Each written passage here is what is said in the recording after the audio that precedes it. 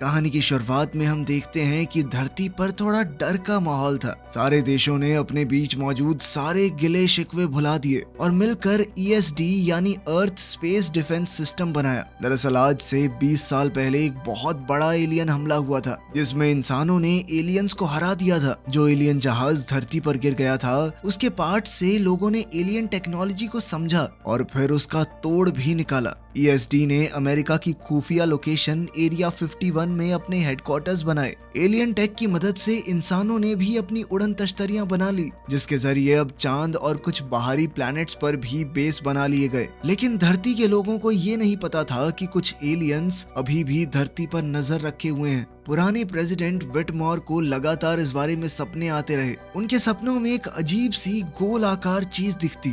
उधर एरिया 51 में general Adams को एक इमरजेंसी के लिए बुलाया गया। 20 साल पहले जो एलियंस पकड़े गए थे वो हमेशा से बेहोशी की हालत में थे, लेकिन अब अचानक से वो जाग गए और अपने पिंजरों में कांपने लगे। जनरल एडम्स इस बारे में ESD के डायरेक्टर के साथ डिस्कस करना चाहते थे, लेकिन डायरेक्टर वहाँ था ही नहीं। डायरेक्टर डेविड तो अभी अफ्रीका में था। वहाँ वो अफ्रीका के एक कबीले के सरदार उम्बुटू से मिले और उसकी फौज से भी, जिनके पास कोई तीर कमान नहीं बल्कि एलियंस के हथियार थे। उनके हेडक्वार्टर्स के आसपास एलियंस की हड्डियां बिखरी पड़ी हैं। वहाँ के लोग डेविड को देखकर खुश नहीं हुए, लेकिन इससे पहले की बात और बिगड़ती, कैथरीन ने बीच में आकर कहा कि डेविड मेरे साथ है। कैथरीन यहाँ पहले से काम कर रही थी। फिर उसने डेविड को वो जहाज दिखाया जो पहले हमले के दौरान धरती पर उतर गया था। 10 साल पहले यहाँ के लोकल लोगों ने जहाज से बाहर आए एलियंस से लड़ाई की थी और उम्बुटू ने बताया कि 2 दिन पहले अचानक से जहाज की लाइटें अपने आप चालू हो गई। उन्हें वहाँ पास में ही एक बड़ा सा गड्ढा भी मिला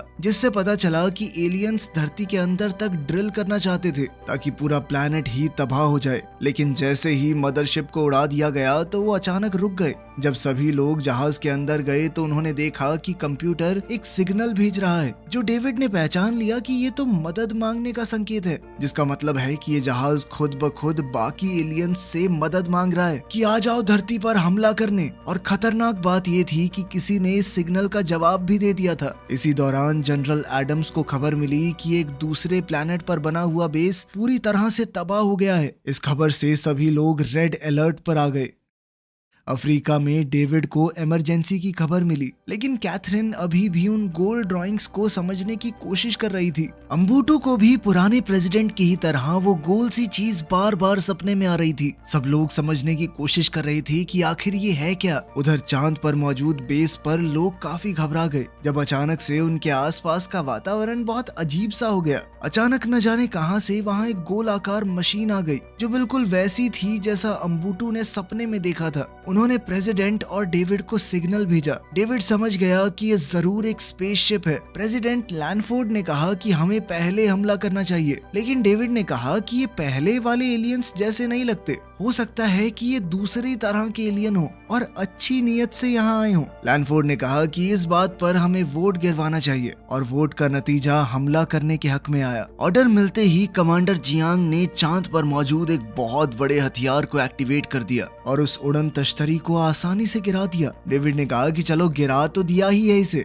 अब ये भी देख लेते हैं कि ये बना किस चीज से है, क्या टेक्नोलॉजी है इसमें। लैनफोर्ड इसके लिए मान गई और साइंटिस्ट की एक टीम भेजने को तैयार हो गई। लैनफोर्ड पब्लिक अनाउंसमेंट में कहने लगी कि उन्होंने धरती को दूसरे एलियन अटैक से बचा लिया है। विटमोर टीवी पर ये सब देखकर घबरा गया क्योंकि उसे कहीं ना कहीं यकीन था कि ये वो वाले एलियंस नहीं है, इसीलिए उसने सबको वार्न करना चाहा। पेट्रिसिया ने कहा कि उसे शांत रहना चाहिए और नए प्रेसिडेंट पर भरोसा रखना चाहिए। विटमोर उसकी बात मानकर सोने चला गया, लेकिन जब पेट्रिसिया ने बाद में चेक किया तो देखा उसके पिता वहाँ थे ही नहीं। इसी दौरान जेक नाम का एक पायलट डेविड और उसके साथियों को एक स्पेसशिप में लेने पहुंच गया ताकि उन्हें अफ्रीका से चांद तक उस गोल उड़न तश्तरी के मलबे को चेक करने के लिए लाया जा सके।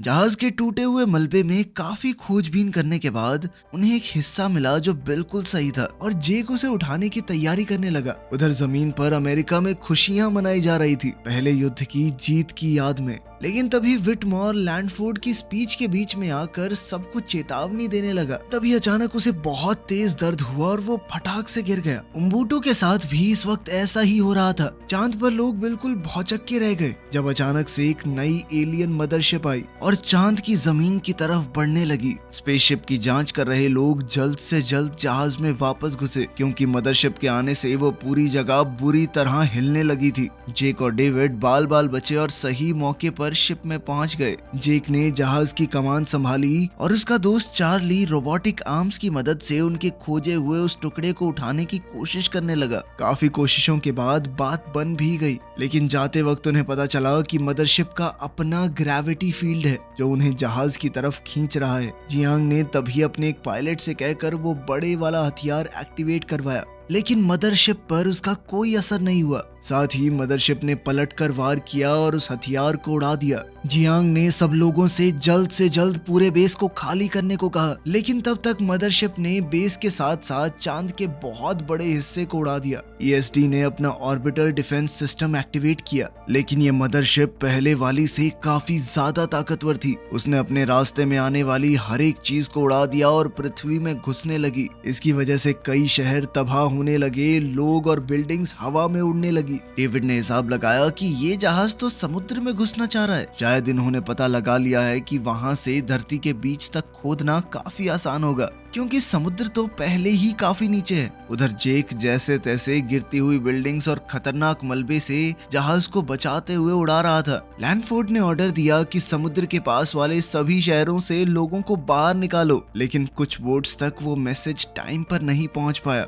डेविड के पिता जूलियस उस वक्त समुद्र में फिशिंग कर रहे थे। जब उन्होंने जहाज को देखा तो सीधा डेविड को फोन किया और कहा कि ये शिप पिछली वाली से काफी बड़ी है, लेकिन तभी एक दूसरी बोट जूलियस की बोट से टकरा गई। एलियंस जो उस वक्त पिंजरों में बंद थे वो पागल से हो गए। जब डेविड और दूसरे लोग भी वहां आ गए तो विटमॉर चुपके से सील्ड रूम में चला गया। उसने एक एलियन को कैद से रिलीज कर दिया ताकि वो उससे बात कर सके। एलियन ने अपने टेंटेकल्स का इस्तेमाल करके विटमॉर को पकड़ लिया और फिर उसके शरीर को अपने वश में करके बाकी सबसे बात करने लगा। वो लगातार एक ही बात बोल रहा था कि वो आ चुकी है, वो आ चुकी है। कैथरीन ने एलियन को वो गोल निशान दिखाया और पूछा कि इसका मतलब क्या है, जिस पर एलियन बहुत गुस्से में आ गया। फौजी समझ गए कि एलियन का गुस्सा विटमॉर को मार सकता है, इसीलिए उन्होंने एलियन पर गोलियां चला दी। गोलियों ने तो ज्यादा असर नहीं किया, लेकिन तभी उम्बुटू आया और उसने अपने ब्लेड्स की मदद से एलियन पर हमला बोल दिया। वो बड़ा सा शरीर तो सिर्फ एक कवच था। जब वो टूट गया तो असली छोटा एलियन बाहर आया और उसे भी उम्बुटू ने तुरंत मार दिया। इसी दौरान समुद्र के किनारे एक गाड़ी में कुछ बच्चे, जिन्होंने इस हादसे में अपने माँ बाप को खो दिया था, वो छुपने के लिए जगह ढूंढ रहे थे। मलबे के बीच में उन्हें जूलियस की टूटी हुई बोट मिली जिसमें वो बेहोश पड़ा था। उन्होंने देखा कि आदमी तो जिंदा है, तो वो उसे भी अपने साथ ले गए। एरिया 51 की टीम मदरशिप को स्कैन करने लगी, जिससे डेविड को समझ आया कि वो आ चुकी का मतलब है कि इन एलियंस की रानी आ चुकी है। इनका जो सिस्टम था बिल्कुल मक्खियों की तरह था, बाकी सब काम करने वाले मजदूर और एक रानी। दूसरी तरफ एक आधुनिक एयरक्राफ्ट ने समुद्र के नीचे का लाइव फीड भेजा, जिसमें वो मदरशिप समुद्र के नीचे ड्रिल मार रही है। ये एलियंस धरती के कोर तक पहुंचना चाहते हैं और अगर ऐसा हो गया तो पूरी धरती तबाह हो जाएगी। लैंडफोर्ड ने मिशन चालू किया कि जल्द से जल्द रानी को ढूंढ कर उसे खत्म कर दो और सभी पायलट्स तैयार भी हो गए। ड्रोन्स पहले जाएंगे ताकि वो मदरशिप की शील्ड को डिसेबल कर सकें। फिर बारी आएगी बमबारी करने वाले एयरक्राफ्ट्स की, जो क्वीन को जल्द से जल्द खत्म करने की कोशिश करेंगे। जब पायलट्स मदरशिप के करीब पहुंचे तो मदरशिप ने अपना डिफेंस सिस्टम एक्टिवेट कर दिया। सभी पायलट्स ने अपने बचाव की पूरी कोशिश की, लेकिन उस जहाज में पहले वाले के मुकाबले बहुत ज्यादा हथियार थे और उसके करीब पहुंचना बहुत मुश्किल था। जेक ने कहा कि इस जहाज के अंदर घुसना ही आखिरी ऑप्शन है। डिलन ने भी माना कि ये खतरनाक बेशक है, लेकिन करना तो पड़ेगा। तो एडम्स ने आखिरकार अंदर जाने की परमिशन दे दी और बाकी पायलट से कहा कि इन दोनों की मदद करो। जब सभी जेट्स जहाज के अंदर पहुंचे तो वहां का नजारा देखकर सब भौचक्के रह गए, क्योंकि अंदर तो एक पूरी दुनिया थी। उसी वक्त विटमॉर उठ गया और अपनी बेटी पेट्रिसिया को बताने लगा कि रानी इस बार जानती है कि वो लोग आ रहे हैं। पेट्रिसिया तुरंत एडम्स के पास गई और बताया कि ये एक जाल है, लेकिन तब तक बहुत देर हो गई थी। अचानक मदरशिप के अंदर से एक खास तरंग निकली जिससे सारे जेट डिसेबल हो गए, लेकिन तब तक मिशन पूरा करने की कोशिश में उन्होंने बॉम्ब को रिलीज कर दिया। लेकिन वो धमाका रानी का कुछ नहीं कर पाया क्योंकि उसके आसपास एक एनर्जी शील्ड थी। फिर एक दूसरी तरंग एलियन सिस्टम से निकली जो इतनी ज्यादा ताकतवर थी कि उसने सारे सैटेलाइट्स, एरिया 51 बेस और प्रेसिडेंट बंकर तक को डिसेबल कर दिया। और मदरशिप ने इस मौके का फायदा उठाकर बंकर पर हमला बोल दिया जिसमें लैंडफोर्ड और वहां मौजूद सभी लोग मारे गए। थोड़ी देर बाद मिलिट्री लीडर्स एरिया 51 पहुंचे और एडम्स को नया यूएस प्रेसिडेंट डिक्लेयर कर दिया। मदरशिप के अंदर जेक डिलन और कुछ दूसरे पायलट्स भी इस हादसे के बाद जिंदा बचे होते हैं, तो अब उन्हें जल्दी से वहां छुपना पड़ा ताकि वो पकड़े ना जाएं। बेस पर एक साइंटिस्ट ने ताकतवर लेजर की मदद से वो हिस्सा खोल दिया जो डेविड अपने साथियों के साथ चांद पर आई उस गोल्ड स्पेसशिप के मलबे से ढूंढ कर लाया था। उसके अंदर से एक अजीब सा गोला निकला जो किसी बड़ी सी बॉल जैसा लग रहा था। फ्लॉयड नाम के एक साइंटिस्ट ने आगे बढ़कर उस गोले को छुआ। कुछ ही सेकंडों में उस गोले ने फ्लॉयड के हाथ को पकड़ लिया, जिसके बाद वो स्फीयर एक्टिवेट हो गया और फ्लॉयड से अंग्रेजी में बात करने लगा जो उसने फ्लॉयड के दिमाग से ही सीखी थी। जैसे ही वो गोला एक्टिवेट हुआ, रानी को उसका सिग्नल मिल गया और वो उसे खत्म करने के लिए तैयार होने लगी। रानी ने एक बहुत बड़े आर्मर के पीस को पहन लिया और पायलट्स ने देखा कि मदरशिप का टॉप अलग हो रहा है। उधर उस गोले ने बताया कि हम तो इंसानों को वार्निंग देने आए थे कि ये खतरा उनकी तरफ बढ़ रहा है, लेकिन तुम लोगों ने तो बिना सोचे समझे हमारे ऊपर हमला बोल दिया। उसने बताया कि हम पहले भी इन एलियंस से लड़ाई कर चुके हैं। दरअसल ये मदरशिप बहुत एडवांस टेक्नोलॉजी पर चलती है और ये अलग अलग ग्रहों के कोर्स को चुराते हैं। उस गोले ने बताया कि हमारे ग्रह से मैं आखिरी बचा हूँ, बाकी सब खत्म हो गया और मेरे अंदर बहुत ज्यादा एडवांस टेक्नोलॉजी छुपी है। गोले ने यह भी बताया कि एक छुपे हुए प्लेनेट पर वो उन लोगों को ट्रेनिंग देता है जो इन एलियंस के अटैक से बच गए, ताकि वो भविष्य में भी इन एलियंस से लड़ सकें। इसी वजह से वो एलियन इस गोले का निशान देखते ही डर गया था, लेकिन अब गोले के एक्टिवेट होने के बाद क्वीन उसकी लोकेशन को ट्रैक कर सकती है। डेविड ने कहा कि जब हम जानते हैं कि रानी यहाँ आएगी तो हम भी तो जाल बिछा सकते हैं, जैसे उसने हमें फंसाया था। अब उन्हें सिर्फ रानी को ट्रैक करने का तरीका चाहिए था, क्योंकि उनके नए ट्रैकिंग सिस्टम को तो रानी ने खराब कर दिया था। तब एडम्स ने बताया कि उसके पास पिछले युद्ध का एक पुराना रिडार ट्रक है, वो अभी भी काम करता होगा। एडम्स और डेविड ने कुछ बचे हुए पायलट से बात करते हुए उन्हें समझाया कि सैटेलाइट्स बंद हो चुकी हैं, तो किसी को खुद जाकर बॉम्ब्स को ब्लास्ट करना पड़ेगा। इसका मतलब जो पायलट जाएगा वो वापस नहीं आ पाएगा, उसकी जान धमाके में जाना तय है। पैट्रिसिया इस काम को करना चाहती थी, लेकिन विटमॉर ने बीच में आकर कहा कि मैं जाऊंगा। उसकी बेटी ने बहुत मना किया, लेकिन वो नहीं माना। इसी दौरान जूलियस होश में आया और उसने उस भाई बहन के जोड़े से कहा कि मुझे एरिया 51 ले चलो, लेकिन उनकी गाड़ी में तेल ज्यादा नहीं था। इसी वजह से अचानक गाड़ी बहुत धीरे चलने लगी। रास्ते में वो पेट्रोल भरवाने के लिए रुके और वहाँ उन्हें एक स्कूल बस मिली जो पूरी बच्चों से भरी हुई थी, जिसका ड्राइवर उन्हें छोड़कर चला गया था। जूलियस जल्दी से ड्राइवर की सीट पर पहुंचा और सभी बच्चों को लेकर एरिया 51 की ओर बढ़ने लगा। मदरशिप के अंदर पायलट्स को एलियंस का हैंगर मिला। जेक ने आगे कदम बढ़ाए ताकि वो एलियंस का ध्यान भटका सके। साथ ही उसने गाली दी और फ्लोर पर पेशाब करने लगा ताकि एलियंस का ध्यान पूरी तरह उसके ऊपर हो जाए, जिस दौरान उसके दोस्त एलियंस के जेट चुरा लेंगे। एलियंस जेक की इन हरकतों से बहुत नाराज हो गए और उस पर दनादन गोलियां बरसाने लगे, लेकिन इससे पहले कि जेक को गोली लगती, बाकी पायलट्स जेट उड़ाकर ले गए और जेक को भी उठा लिया। तभी एलियंस ने उनका पीछा करना शुरू कर दिया और दरवाजे बंद करने लगे। पायलट्स बड़ी मुश्किल से अपना बचाव करके जैसे तैसे निकल रहे थे और आखिरकार वो लोग जहाज के दरवाजों के बंद होने से पहले ही वहां से निकल गए। बेस पर सभी लोग हमला करने के लिए पूरी तरह तैयार थे। पैट्रिसिया अपने पिता को जाते देखकर उनके मना करने के बावजूद ये फैसला करती है कि वो भी उनके साथ जेट उड़ाकर मदद करेगी। उसी वक्त जूलियस बच्चों के साथ बस लेकर वहां पहुंच गया। तभी रानी भी अपनी फौज के साथ वहां आई। अब एरिया 51 वाले बेस और एलियंस के बीच में एक नया युद्ध शुरू हो गया।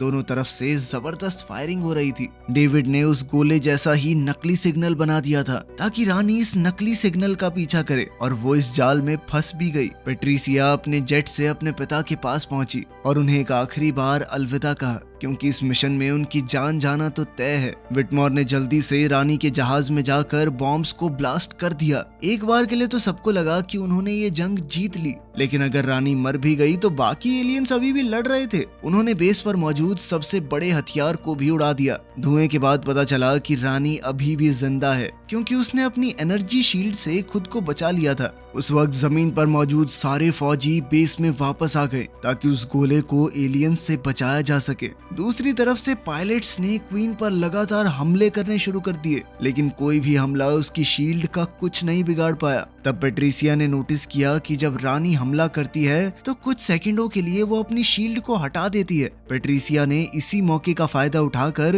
रानी के कमजोर हिस्से पर शूट किया, जिससे शील्ड टूट गई और अब रानी को मारा जा सकता था। रानी ने गुस्से में उसके जेट पर हमला बोल दिया, लेकिन पेट्रिसिया ने सही मौके पर पैराशूट खोलकर अपनी जान बचा ली। रानी उसका पीछा करने लगी, लेकिन उसी वक्त डिलन और बाकी पायलट्स वहां आ गए और रानी पर उसी की टेक्नोलॉजी से हमला कर दिया। बेस के अंदर एलियंस उस गोले तक पहुंच गए। एलियंस ने रानी को अपनी लोकेशन का सिग्नल भेजा। उधर डिलन और उसकी टीम ने जेट का कंट्रोल खो दिया, क्योंकि रानी अपनी टेक्नोलॉजी को अपने दिमाग से चला सकती थी। उधर उम्बूटू और फ्लॉयड भी उस गोले को बचाने के लिए एलियंस से लड़ने के लिए पहुंचे। जल्द ही उम्बूटू और फ्लॉयड ने सभी एलियंस को खत्म कर दिया। अब लगभग 2 मिनट में रानी बेस की छत को तोड़ना शुरू कर देगी ताकि वो उस गोले तक पहुंच सके। एलियंस के सभी जेट्स रानी के चारों तरफ उसका कवच बनकर घूम रहे थे। जेक और डिलन के जेट्स का भी यही हाल था। उसने जेट के मैनुअल थ्रस्टर्स को ऑन कर दिया, जिससे वो उस बवंडर से बाहर निकल आए। जैसे ही रानी बेस के अंदर पहुंची, उसने स्फीयर को पकड़ लिया। वहीं जेक और डिलन ने जेट के कंट्रोल को वापस पाकर रानी पर धुआंधार गोलीबारी शुरू कर दी, जिससे रानी का कवच टूट गया। रानी को जबरदस्त चोट लगी थी और अब वो घायल होकर नीचे गिरने लगी। सामने से डेविड उन बच्चों वाली बस को चलाते हुए आ रहा था। तभी उसने देखा कि रानी उनके ऊपर ही गिरने वाली है। उसने जल्दी से बैक गियर लगाया और बिल्कुल ऐन मौके पर बच गया। वो गोला भी आजाद हो गया। बिल्कुल पहले युद्ध की तरह रानी की मौत के साथ ही ड्रिलिंग भी रुक गई और एलियंस के जहाज जमीन पर क्रैश हो गए। पूरी दुनिया में लोग एलियंस पर अपनी दूसरी जीत का जश्न मनाने लगे। वीडियो पसंद आई तो लाइक कर देना, चैनल को सब्सक्राइब कर लेना। मिलते हैं अगली वीडियो में।